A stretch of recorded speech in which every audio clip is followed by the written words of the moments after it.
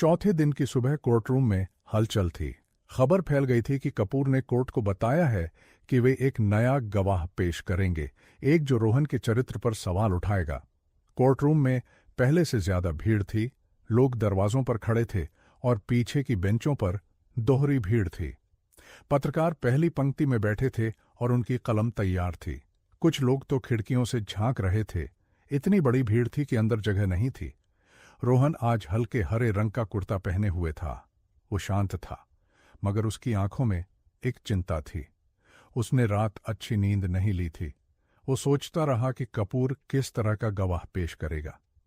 प्रिया ने उसका हाथ पकड़ा और उसे देखकर मुस्कुराई। उसकी मुस्कान में एक भरोसा था जिसने रोहन को थोड़ी हिम्मत दी। पास में आन्या भी बैठी थी।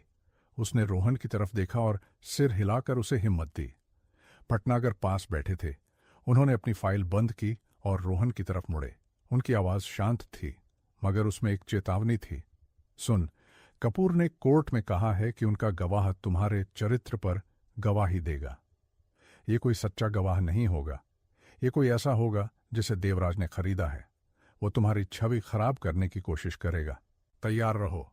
रोहन ने सिर हिलाया। उसकी आवाज में हिम्मत थी। मैं तैयार हूं सर।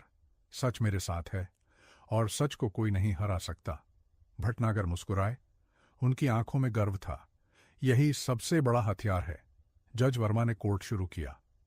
उन्होंने चश्मा लगाया और कपूर की तरफ देखा।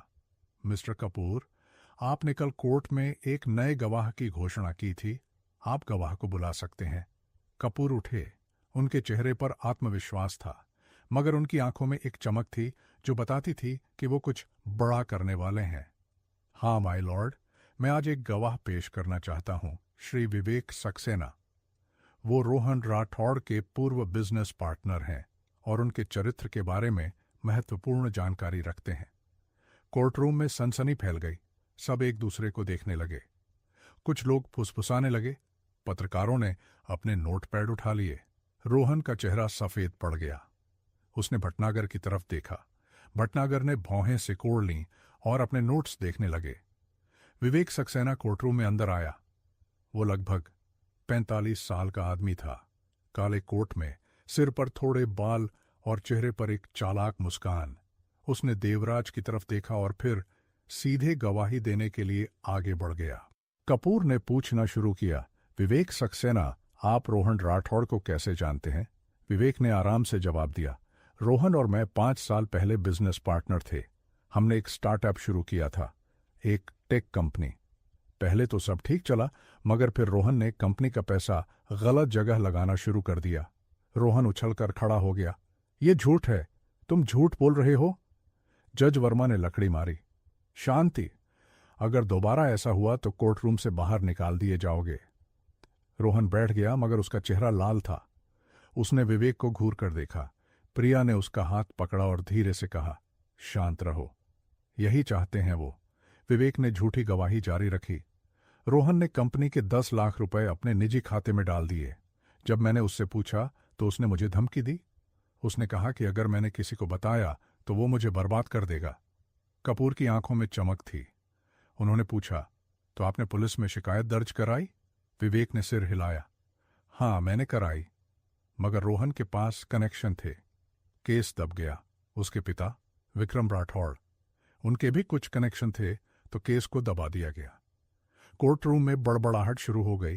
लोग आपस में बात करने लगे। भटनागर उठे। माय लॉर्ड, ये गवाह कोर्ट में झूठ बोल रहा है। मैं इसकी क्रॉस एग्जामिनेशन करना चाहता हूं। जज ने इजाजत दी। भटनागर विवेक के सामने आए और अपना चश्मा ठीक किया। उनकी आंखों में एक तेज चमक थी जो बताती थी कि वो तैयार हैं। श्री सक्सेना, आपने कहा कि आप रोहन के बिजनेस पार्टनर थे। क्या आप मुझे बता सकते हैं कि उस बिजनेस का नाम क्या था? विवेक ने एक पल सोचा। Rathore and Saxena Technologies.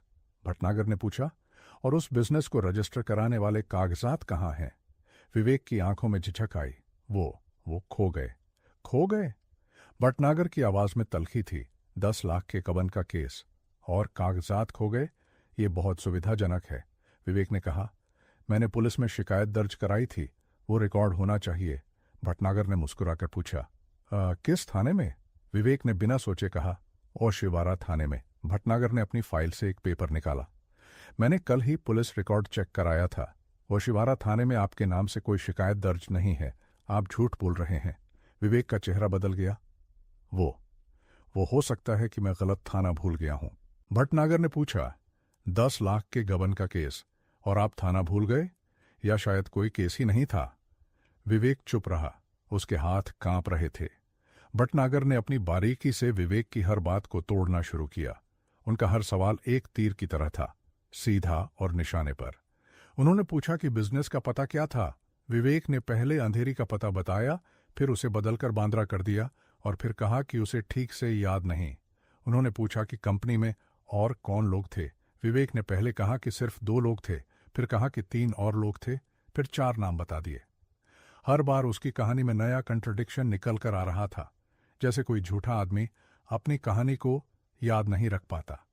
भटनागर ने पूछा, श्री सक्सेना, आप आज यहां क्यों आए? किसने आपको बुलाया? देवराज सिंह ने आपको बुलाया था या आप खुद आए? विवेक ने कपूर की तरफ देखा। उसके माथे पर पसीना आ गया था। मैं सच बोलने आया हूं। सच? भटनागर की आवाज में गुस्सा था। आपने अभी तक एक भी सच नहीं बोला। आप 5 बार अपनी कहानी बदल चुके हैं। पता बदला, नाम बदले, तारीखें बदलीं। आप कोर्ट को गुमराह कर रहे हैं और इस कोर्ट के समय का अपमान कर रहे हैं। भटनागर ने कोर्ट की तरफ मुड़कर कहा, माय लॉर्ड, ये गवाह पूरी तरह से अविश्वसनीय है। इसकी पूरी गवाही झूठ पर आधारित है और इसे कोर्ट के सामने पेश करना समय की बर्बादी है। जज वर्मा चुप थे। वो सब कुछ नोट कर रहे थे और कभी कभी विवेक को देखते थे। उनकी आंखों में निराशा थी। रोहन उठकर खड़ा हो गया। उसकी आवाज में एक निश्चय था। माय लॉर्ड, क्या मैं कुछ कह सकता हूं? जज ने इजाजत दे दी। उन्होंने चेतावनी दी, लेकिन संक्षिप्त रहे। रोहन ने विवेक के सामने आकर कहा, विवेक, तुम जानते हो कि ये सब झूठ है। तुम और मैं दोस्त थे। हम साथ कॉलेज गए, साथ खेले, साथ बड़े हुए। तुम मेरी शादी में आए थे। तुमने मेरी बीवी प्रिया को गले लगाया था और कहा था कि हम हमेशा दोस्त रहेंगे, याद है? विवेक ने नीचे देखा। उसकी आंखें झुक गईं। रोहन ने जारी रखा, मैंने तुम्हारी बेटी के जन्मदिन पर तुम्हें 10 लाख रुपए उधार दिए थे, तुम्हारी बीवी के इलाज के लिए। तुमने कहा था कि 6 महीने में लौटा दूंगा। वो 6 महीने 3 साल हो गए और तुमने कभी वो पैसे नहीं लौटाए। मैंने कभी मांगे भी नहीं, क्योंकि तुम मेरे दोस्त थे। कोर्ट रूम में खामोशी छा गई। विवेक का चेहरा लाल हो गया और उसके हाथ कांपने लगे। रोहन ने आगे कहा, मैंने तुम्हें कभी धमकी नहीं दी। मैंने कभी किसी केस को नहीं दबाया।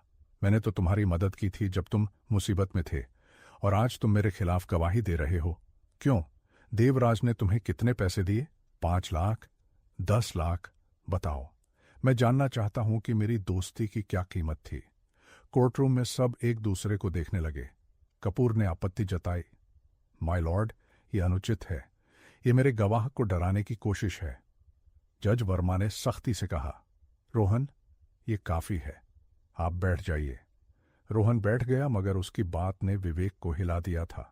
विवेक का चेहरा सफेद पड़ गया था। उसके हाथ कांप रहे थे और वो लगातार अपनी सीट पर बेचैन हो रहा था। उसने एक बार देवराज की तरफ देखा। देवराज ने उसे घूर कर देखा और विवेक ने फिर से नीचे देख लिया। भटनागर ने अपना मौका नहीं गंवाया। वो उठे और विवेक के सामने आए। उनकी आवाज शांत थी, मगर उसमें एक लोहे जैसी मजबूती थी। श्री सक्सेना, क्या रोहन ने कभी आपको पैसे उधार दिए थे? सवाल बहुत सरल है, हां या ना। विवेक चुप रहा। उसने जवाब नहीं दिया। कोर्टरूम में सन्नाटा था। भटनागर ने जोर दिया, मैं दोबारा पूछता हूं, क्या आपने कभी रोहन से पैसे लिए थे? हां या ना? विवेक ने धीमी आवाज में कहा, हां, लेकिन वो अलग बात है। वो पैसे मैंने लिए थे, मगर यही बात है। भटनागर ने उसे बीच में रोका। आपने उससे पैसे लिए, कभी लौटाए नहीं, और अब आप उसके खिलाफ झूठी गवाही दे रहे हैं। आप कोर्ट में झूठ बोल रहे हैं और ये एक गंभीर अपराध है। जज वर्मा ने दोनों हाथों से सिर पकड़ लिया। उनकी आवाज में थकान और निराशा दोनों थी। ये कोर्ट सच जानने के लिए है, झूठ फैलाने के लिए नहीं। श्री सक्सेना, आपकी गवाही का कोई मूल्य नहीं है। आप जा सकते हैं। विवेक झुककर कोर्टरूम से बाहर चला गया। उसकी आंखों में शर्म थी। वो किसी की तरफ नहीं देख पा रहा था। उसने दरवाजे पर एक पल रुककर पीछे देखा, रोहन की तरफ, मगर फिर अपना सिर झुकाकर चला गया। देवराज कोर्ट रूम के पीछे बैठा था। उसका चेहरा लाल हो गया था और उसकी आंखों में गुस्सा साफ दिख रहा था। उसने कपूर की तरफ गुस्से से देखा। कपूर ने हाथ हिलाकर उसे शांत रहने का इशारा किया, मगर देवराज का गुस्सा बढ़ रहा था और वो अपनी सीट पर बेचैन हो रहा था। उस दोपहर कोर्ट की कार्यवाही खत्म हुई और रोहन बाहर आया। उसके साथ प्रिया, आन्या और भटनागर थे। चारों कोर्ट के बाहर खड़े होकर बात कर रहे थे। चारों के चेहरे पर राहत थी मगर थकान भी। भटनागर ने रोहन के कंधे पर हाथ रखा। उनकी आवाज में गर्व था। तुमने कोर्ट रूम में जो किया वो बहादुरी थी। तुमने विवेक के सामने सच रखा और वो टूट गया। तुमने इस केस को बचाया। रोहन मुस्कुराया, मगर उसकी मुस्कान में उदासी थी। मैंने कुछ नहीं किया सर, सच ने अपना काम किया। मगर यह दुख की बात है कि एक दोस्त जिसके साथ मैंने बचपन बिताया, वो आज मेरे खिलाफ खड़ा हो गया। पैसे और ताकत इंसान को कितना बदल देते हैं। प्रिया ने रोहन का हाथ पकड़ा। और तुमने सच को बोलने दिया।